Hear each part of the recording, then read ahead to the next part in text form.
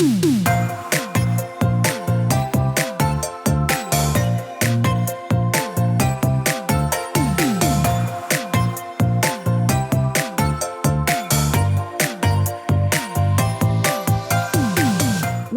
to the Plant Based Podcast. Did you know that plants are truly amazing? Not only can you grow them and eat them, you can also wear them, drink them, nourish your skin with them, and so much more. Let Ellen and Michael inspire you to love plants as much as they do, as they chat with the movers and shakers in this wonderful plant-based world. So, let's dig in. Series 12 of the Plant Based Podcast is sponsored by People, Plants, Wellbeing. This is the place where you can find your magic through the power of plants and nature. Relax at a nature immersive retreat, wellness day, forest bathing walk, or why not contact the studio about a tailored team day for your work colleagues' wellbeing. Later in the episode, we'll be giving you an exclusive discount code for all podcast listeners, and this can be used for money off People, Plants, Wellbeing services.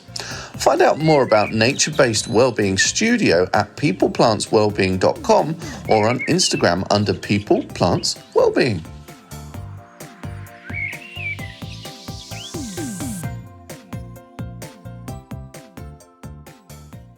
Hi everyone, Ellen Mary here. So on this week's podcast episode, I have been let loose. It's a solo episode, and something that I have been experimenting with this year on my allotment is biodynamic growing, which is growing with the planetary cycles in mind. And I'm very new to it, so I was really excited to be able to interview Jane Scotter. She's one of the most respected names in biodynamic growing and farming in the UK today. She's been growing fruits, vegetables and flowers from her farm, Fern Verrow, which is 16 acres in the foothills of the Black Mountains. She's been there since 1996.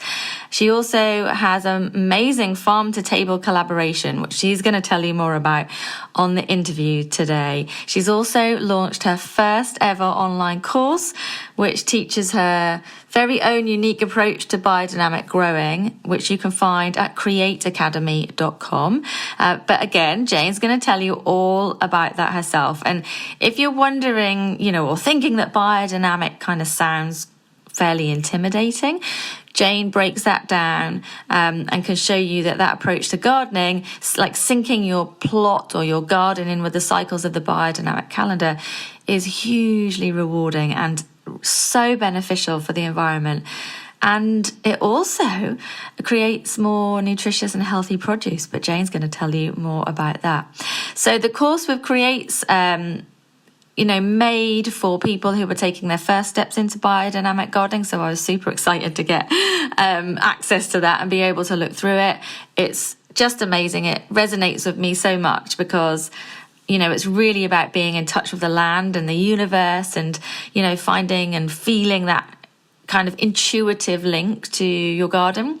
So yes, it's Jane Scotter, and she is on the podcast telling you all about biodynamic gardening. So welcome to the podcast. Thank you so much for being on Plant Based Podcast. Thank you for having me.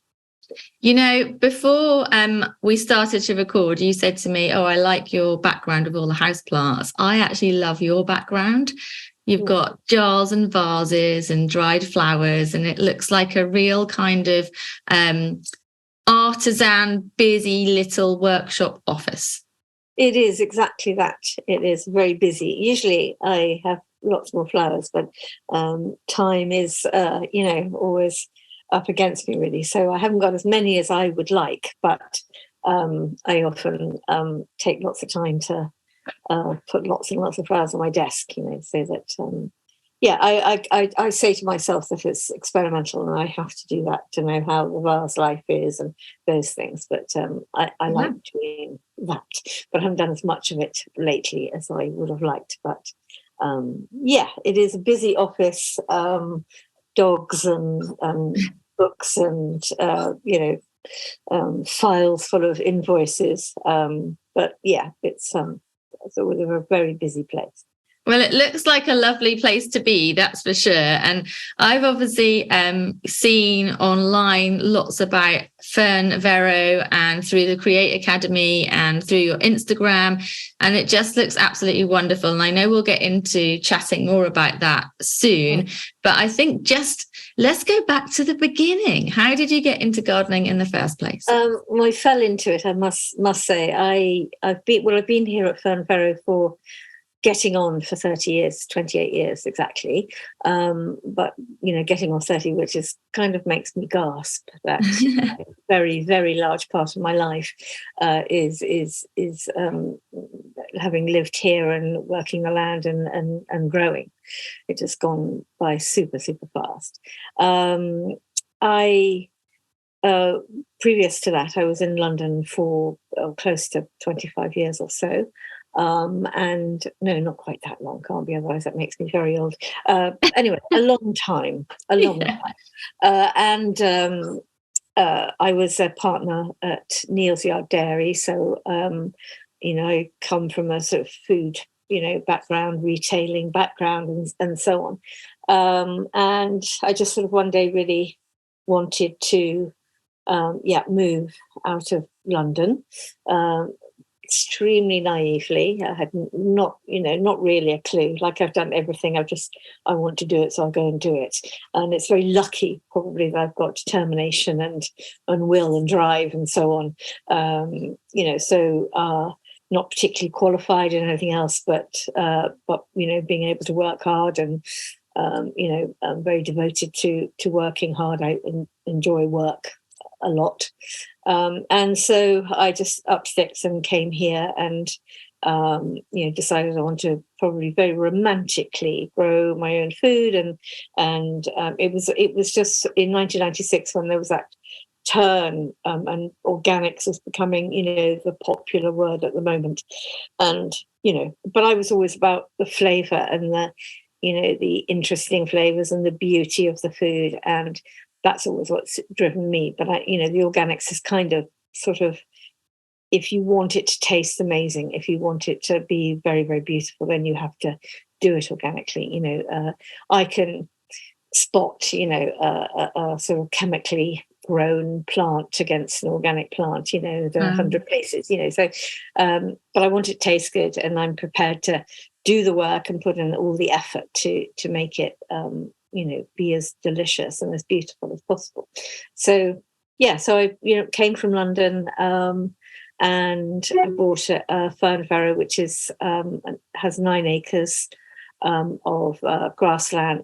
Grassland was only ever used for grazing, never anything grown on it. I believe I'm sort of in a parish where there's lots of little small holdings, where it is, the house they're not farmhouses, they're, small holding cottages, with land, and people, that's how people survived up here for, hundreds and hundreds of years. And a large farm in this area would be 100 acres, you're a big farmer. Wow. So it's, it's hill farming. And we were advised not to, that's not a great place, an LFA, a less favoured area for growing. But, not knowing very much about what that meant particularly, or that we're just going to do it anyway. And we did it. And I do, it's a less favoured area because it's hilly, it's difficult to cultivate. You've got hills to negotiate, and we're quite high up, so we have a shorter season, etc. But as far as the quality of the produce goes, it's perfect because it's very clean. We have our own spring water to do all the irrigation, and the air is very clean, and there's air movement. We have plenty of rainwater, which plenty of rain, and so therefore we're never short of that. Touch wood, there's all going to be times that it's a drought or such, but we've never been without. And that comes from being where we are, our terroir, as it were. So and things taste great, the fruit is wonderful, so it is a haven for growing in my mind. So with the recent heat wave, are you telling me that you've still had rain?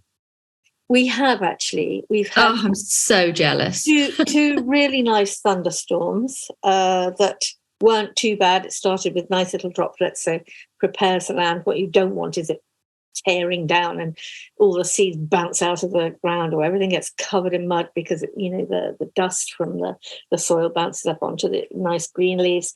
No, we had a couple of steadies, and then nice heavy downpours at night time. Perfect, Camelot. Really. Oh, it's a dream. It's a dream. What you're doing is my dream. And I, first of all, really love to just have some rain. That would be great. Have you not had any? Yeah, it's just... No, I haven't had any. And yesterday it teased me. There was a little bit of grey cloud and I was like, come on, you can do it. No rain. Anyway. Pretend you're not interested, and then it might happen. That's what I'm going to do. I won't beg it today. We've been lucky, but it's cooler today, and that helps. Yeah. It just takes the stress off the irrigation. Yeah.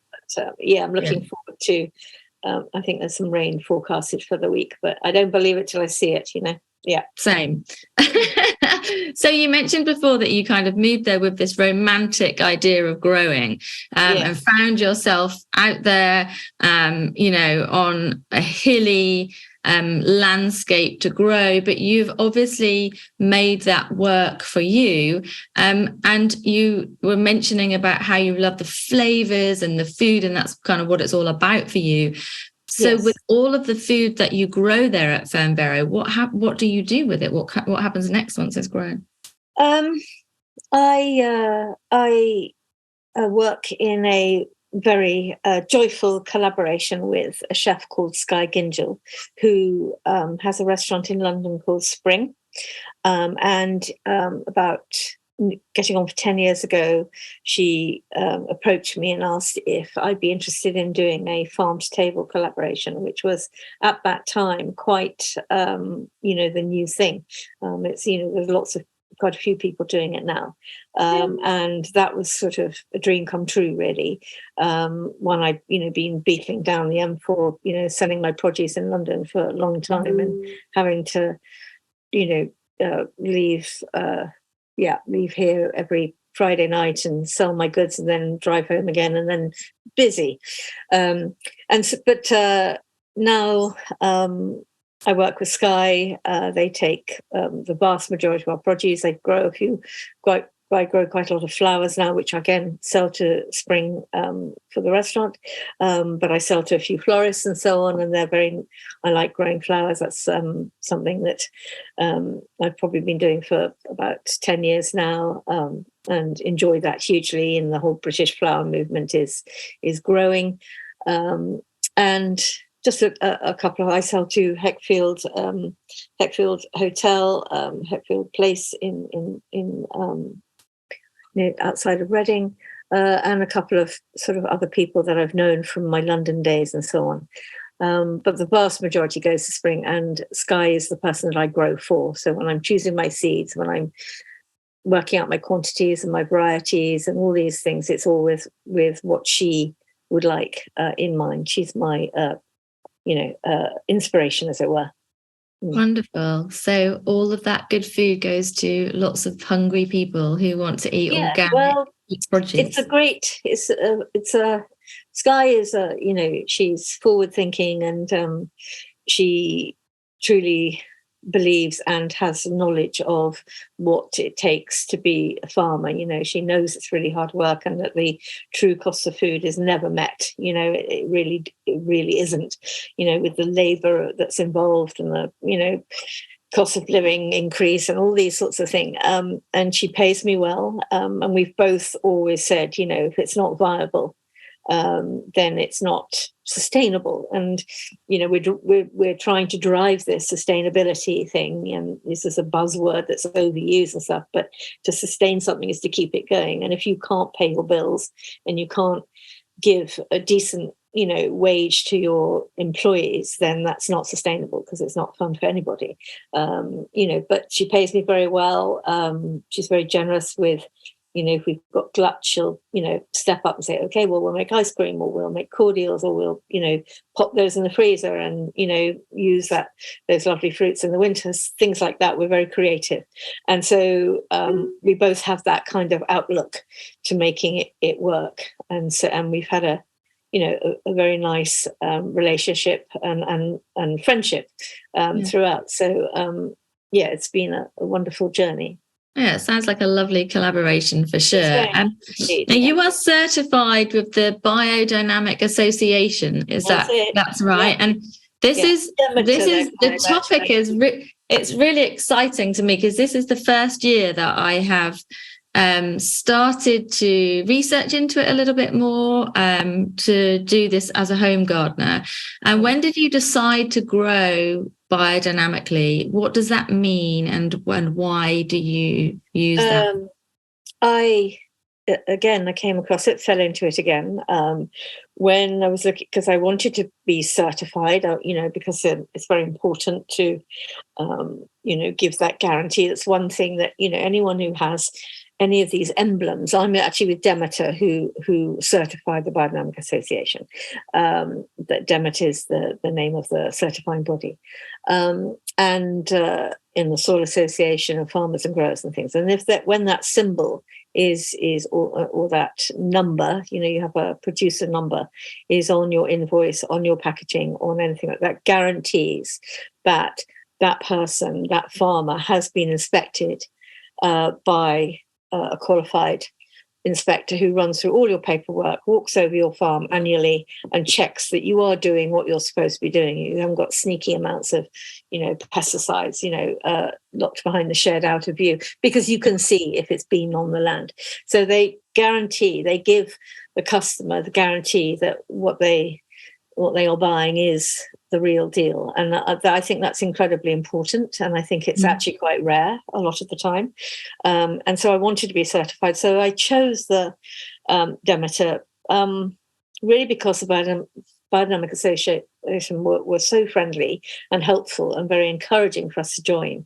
And so we went with them. And I had sort of come across biodynamics before in my previous cheese world life. I really, that the sort of philosophy behind it and all the thinking behind it was something that was very interesting to me. Not so much, it's not I don't study it the whole time. I don't, but I bring it into my modern life, if you see what I'm saying. It's nothing new. It's just old thinking, old ways. And it's something that the best way I can sort of describe it is that as human beings, we've kind of lost our instinct for growing like that, just or for going about things in that way, taking everything into consideration. The positioning of the moon and the stars and the planets and so on. We don't need to do that anymore because we have, electric lights. We have petrol and diesel and all these sorts of things. So it's not like it's anything new. It's just something that's slightly forgotten in our modern days, although it is coming back, but hopefully in a contemporary way. I believe it's the best. You have to do a little extra, and the thinking behind it, the taking all these things, the unseen forces of nature and so on into consideration, is a really, I find it a very kind of centering type of thing to think about, particularly when it's really busy and stressful and all those things. You think, okay, well, it's just going to take this course anyway, so just go along with it rather than fight against it or try to push your will onto it too much, because you are just a little blob of moisture in the end who's just trying to do your bit. And so, but the results are there. If I was to say why are they there, I don't actually really know. But I know that these things, and if I go with the practices, if I go within the planting calendar, which is working with, the constellations basically, and working with plants on the right days and so on, and doing the cultivation and particularly the sowing on the correct days, it works. And it isn't just works for me, it's they're extra beautiful, they're extra delicious, and people have given their life over to Maria Thun, for instance.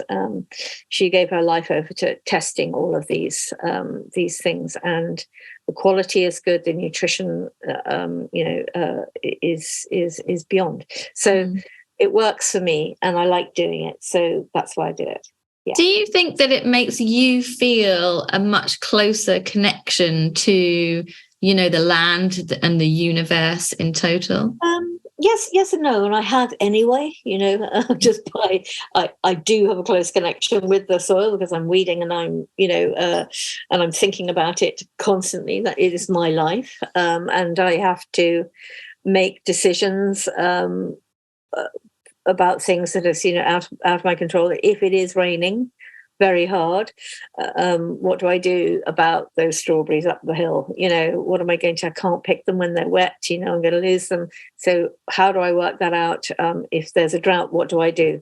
How do I pay my girls, their wages, from something that's so incredibly volatile? So you're always on it. You always have to be very creative, and patience is just such a I'm not a patient person in anything, but I've learned that I have to step back and try and be as philosophical about it as I possibly can be, which I may speak the speak. Like currently my greenhouse is not as tidy as I like it to be, and I go, oh, no, it doesn't matter, but inside I'm completely seething, but trying not to, because there's no point in that. Put the energy into solving it and making sure that one thing isn't, is going okay. And you've got to accept these things, it's part of life. And so I try to do that. And I get by in the end. Doesn't mean I don't wake up at 3 a.m. worrying about it, but I try hard to. You try not to. yeah. Try not to worry about it. But, I know it happens. And I often tell people, that, if it's like we had this, as we all know, we had this terrible spring. It was so cold and it was wet for weeks and weeks and weeks. And I said to people that, oh, it's terrible, the weather's so terrible, they were saying. And I said, yeah, but, if it stops in end of May and suddenly it gets really hot, we're going to have the best fruit ever. And that's exactly what's happened. We've had these nearly 3 weeks of really nice warm weather.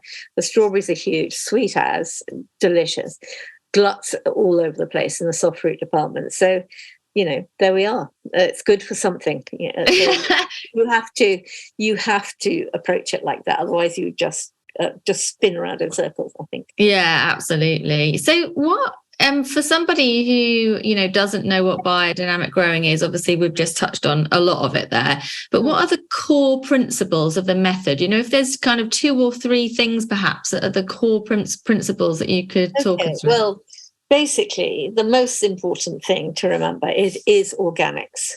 So that's the baseline. Without the use of artificial pesticides or fertilizers. Okay, so it's all so-called natural. Yes, like all the other organic associations. But biodynamics, it does take.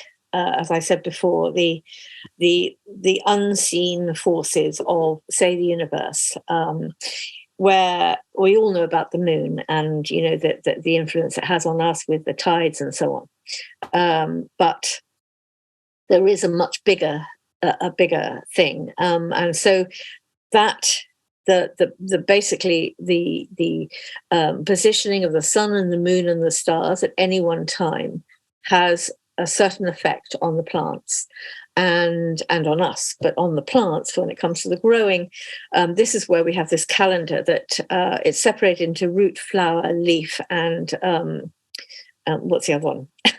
Root, flower, leaf, and fruit, of course. Yeah. So so we work on those particular parts of the plant. So today is a root day. So we will try to work on anything where we want to enhance the root, because the positioning of the planets and the moon and the sun and everything is favorable to that part of the plant. That is the big thing in biodynamics, working with the constellations. Then the other thing is the application of various sprays to the land. And when you think sprays, you think, oh, horror. But no, these are, one is a manure-based preparation, we call them, which we stir in a barrel for an hour. And that's called, it's not very creative, but it's a biodynamic preparation 500. And that's a cow horn manure, which we put cow manure into a horn, and we bury it in the land, in the soil over winter, and then we raise it at the end of May, and we use this to basically, as I see it, as a tonic for the land. And it's start of I use it on bare soil at the very beginning of the season, and so on. And then there's another one, which is the 501, which is made with quartz silica. And that's basically the preparation that we use for introducing more light. So if it's, it enhances, it aids to the ripening. Mm-hmm. So we use that particularly in the summer and for other occasions when, often if plants are looking a little slightly on the sickly side for one reason or another, they've been moved, or and they're struggling, it's been too dry, or they're in trouble at a certain time of year, it helps lifts them, introduces more light to them. And I have had very dull Augusts, where the tomatoes aren't ripening as they should, and I've sprayed 501 every day, and it's completely changed and brought them back to really good fruits again.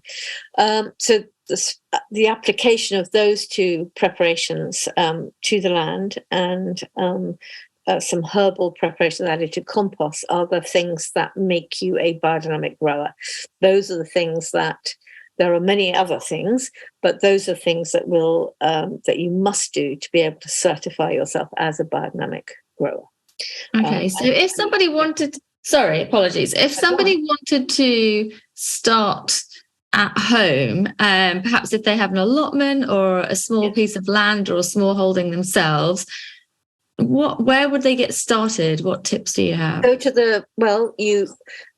it's very easy to do. It really is. But sometimes, when you don't really know how, or you don't know enough about it, that you don't know where to begin, and you think you can't do it. But it's actually, all it is just do it. You don't need to understand it yet. It will come. Just do it. So go to the Biodynamic Association's website and buy yourself a set of preparations for your compost, and the 500 and the 501 spray. They've got several books that explain it. That it's not too complicated. It is, the language is often, again, as I said, we don't think in that way. We don't relate to things in that way any longer. We've moved on from that. So you just have to sort of give into it, keep reading it, and it will it dawns on you as you're doing the work, actually, to be honest. That's how it's always come to me. Or in times of trouble sometimes, when things are difficult, I often think in that way. Okay, so if I was a plant today, what would I be? And then how would I fix that? Just stuff like that, just, kind to relate that. And you do that, and then just go out there and do what it says, and just do that. And something will come. Maybe it won't be sort of this great, eureka moment, because these things never are they? Because they're subtle. And it's not going to be, but you'll sit there, it'll be a meditation. You will be looking at your plants in a different way because you're doing something unusual. You will be walking your land, walking around your garden at different times, and you'll be, giving to it. You are trying to improve it. You are trying to bring it something. And that is love, isn't it? So, and it will work. If you don't have to know all about it, I will never know all about it. I know very little about it, to be honest, but I know that it is about giving of yourself, and it's letting, whatever you do, if you do it with care and thought, then it's going to be great. And if the biodynamics just helps to give you that little extra and helps to give you that moment to think like that. I love that about giving to the garden, and that is love, isn't it? Yeah, it's a wonderful thing, and it's not a lot of people think it's sort of Christian or whatever, but maybe it is. I don't know, but it's just a part of taking that moment and just sort of being part of things, because we all are part of this, and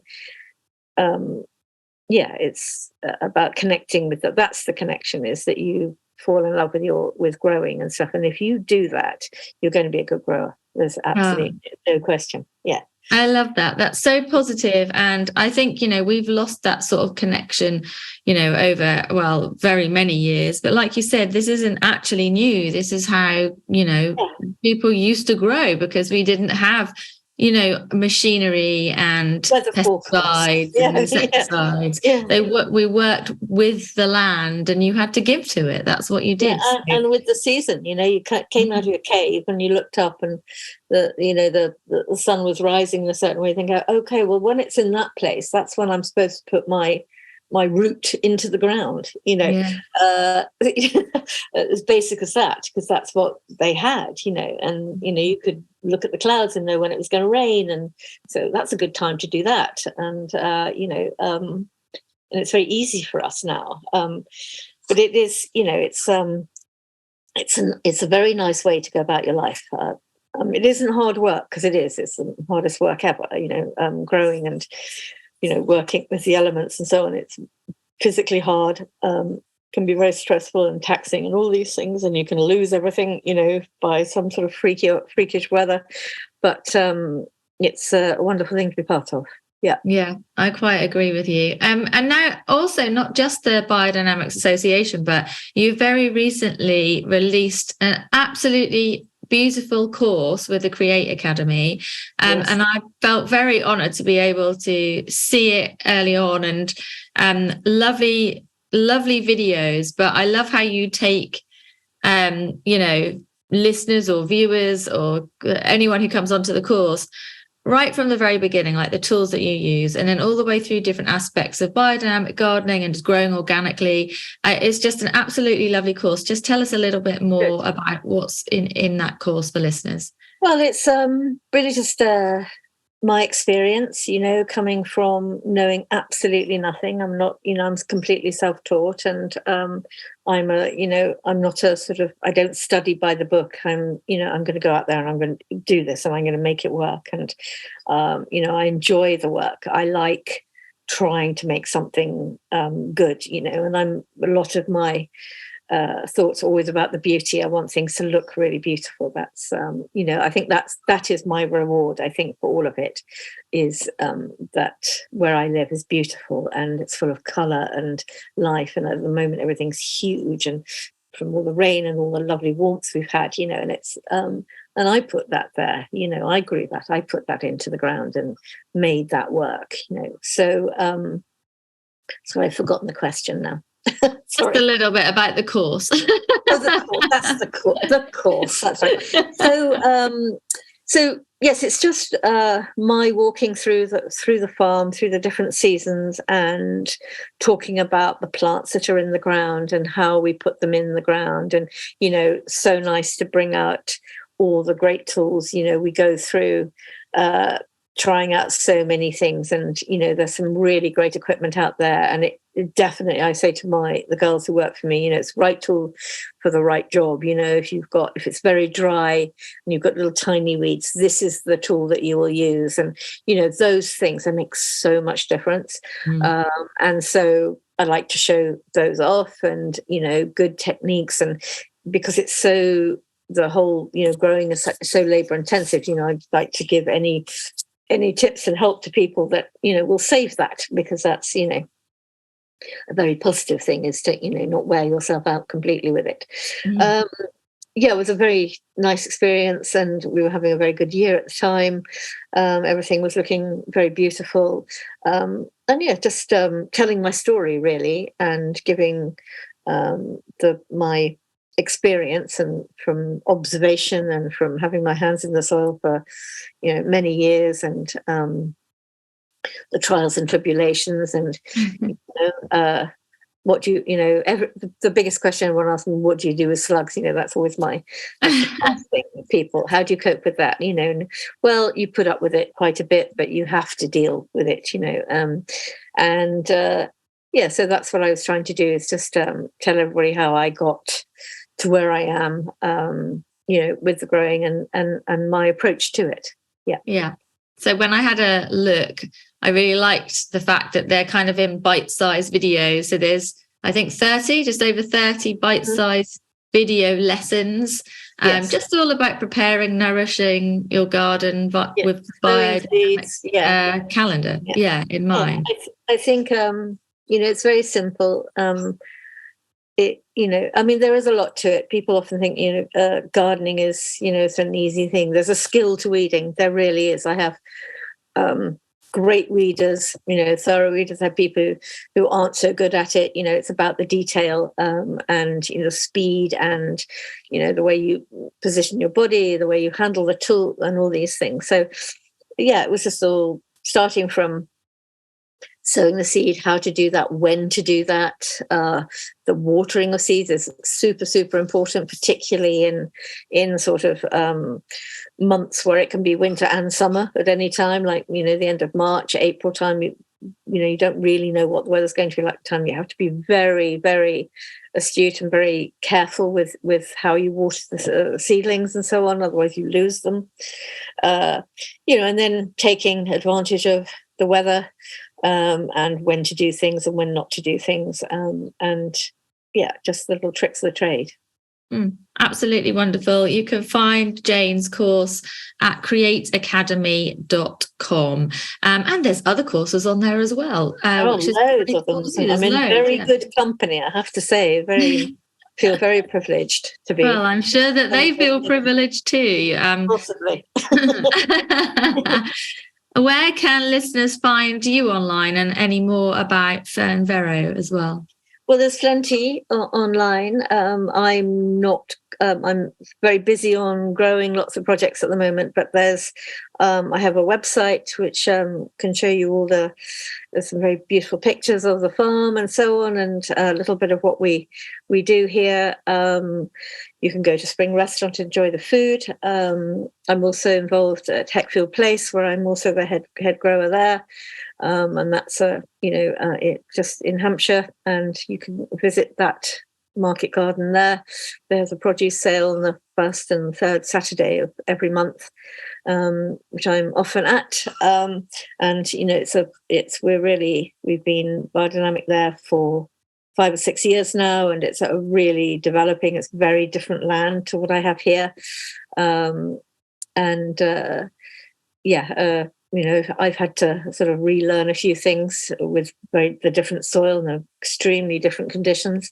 It's really blossoming into a very beautiful piece of land. So that's a place to visit and have a look.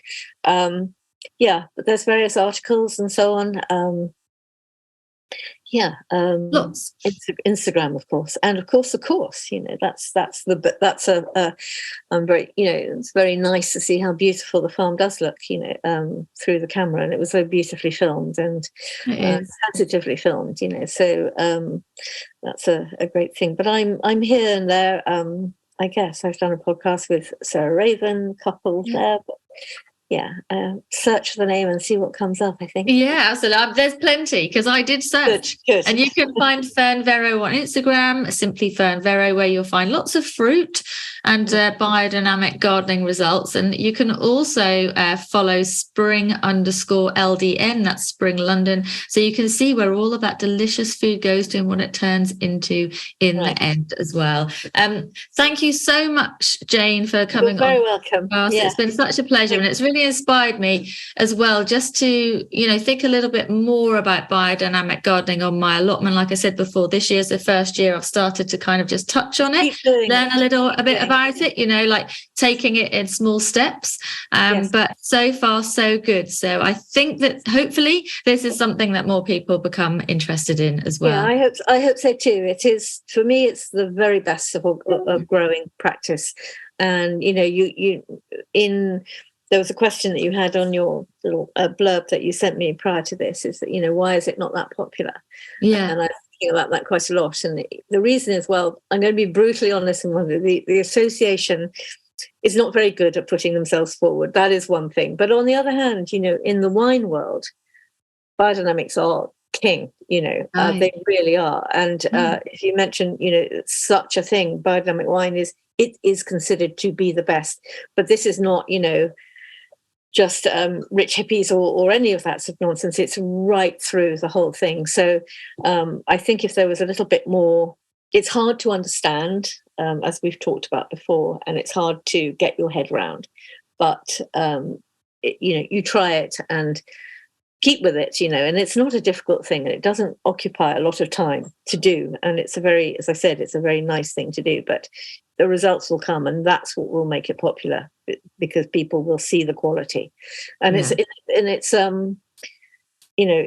has integrity, and anyone who's prepared to go that extra way and to have that thinking about dynamics, is going to produce something good. That it's not for you can't fake it. That's the thing. Yeah. The proof is in the pudding, so to speak. Exactamundo. Yes. Yeah. Good. Thank you very much. It was very nice to chat to you. Thank you, Jane. It's been a pleasure to chat with you. Thanks for coming onto the podcast. Okay. Everyone at home, go check out Biodynamic Association and Fern Verrow. Thank you so much, Jane. Thank you.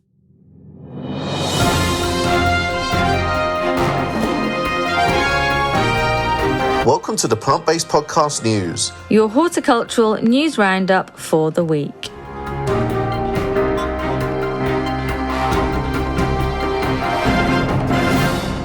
Blue Diamond will be launching a new and exclusive rose at RHS Hampton Court Garden Festival show on behalf of the National Trust.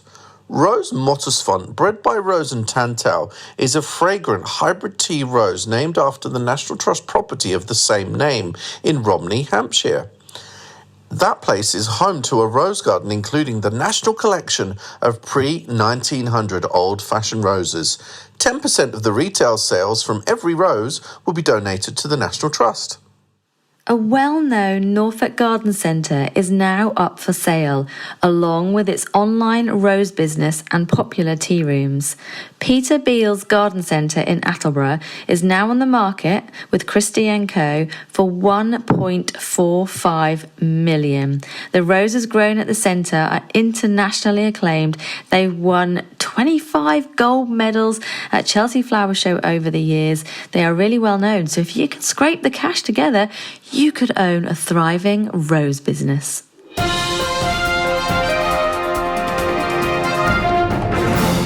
Some rather interesting news here. Alpine plant sales rose 35% in June, with sempervivums next. This news comes in from Lavania Nurseries.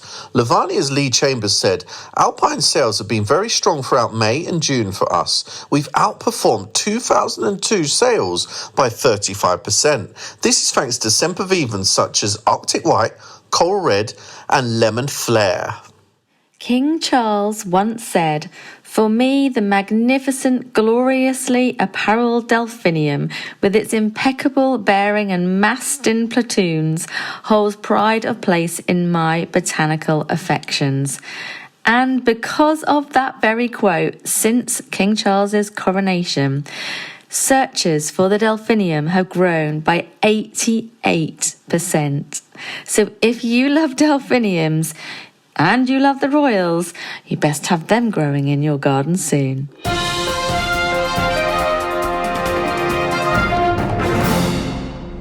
Kew Gardens has become the third garden in the UK to receive a Plant Healthy certification. Kew Gardens, for the quality of its plant health and biosecurity measures, has become the third public garden to get this certificate. The scheme focuses on UK ornamental and horticultural businesses and organisations. The certificate relies on thorough examination of records, processes and infrastructure. An untouched patch of ground is not a garden, says Monty Don and Alan Titchmarsh. The trend for unkempt wild gardens has been growing over recent years, but followers of the latest horticultural trend are barking up the wrong tree, according to Monty Don. He's branded wild gardening as puritanical nonsense. What do you think about what Monty and Alan have said? Let us know on the Plant Based Podcast socials.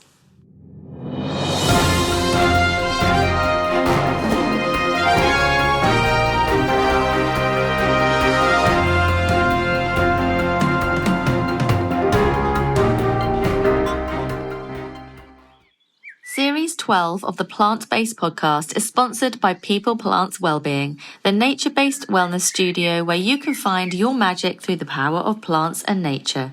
Take 10% off all services, treatments and retreats with our exclusive discount code for you, our podcast listeners. Use code PBP Series 12 via the website or when you contact the team to book.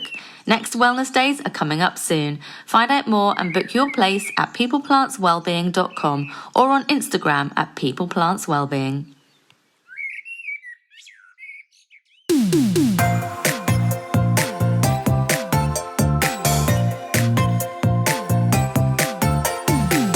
The music for the Plant Based Podcast is part of the song Grow by Mikey James, and our editor is Gareth Patch of Semi Echo.